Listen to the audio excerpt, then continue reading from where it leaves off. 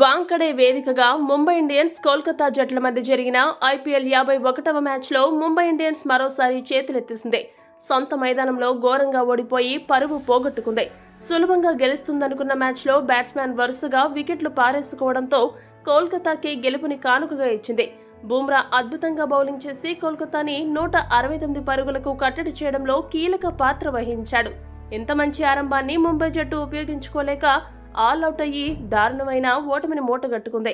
ఇక మ్యాచ్ అనంతరం ఈ ఓటమిపై స్పందించిన హార్దిక్ పాండ్యా మాట్లాడుతూ ఏమన్నాడంటే, వరుసగా ఓడిపోవడం ఏ జట్టుకైనా మింగుడు పడని విషయమే. అయితే టీ20 క్రికెట్లో ఇటువంటి పరిస్థితులు ఎదురవ్వడం సహజం. ఈ రోజు మా బౌలర్లు ఆడిన తీరు చాలా అద్భుతం. ఇక బుమ్రా కోసం ఎంత చెప్పినా తక్కువే.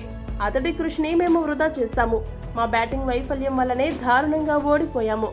భాగస్వామ్యాలు ఏర్పరచకపోతే ఇలాంటి ఓటములు ఏ జట్టుకైనా తప్పవు. గెలిచినా ఓడినా పోరాటాన్ని వదలొద్దు అనేది మాత్రమే నేను నిరంతరం మా జట్టుకి చెప్తూ ఉంటాను. ఇక మా వరుస ఓటములు కారణాలు చెప్పడానికి ఇది సరైన సమయం కాదు. దానిపైన చాలా ప్రశ్నలు ఉన్నాయి.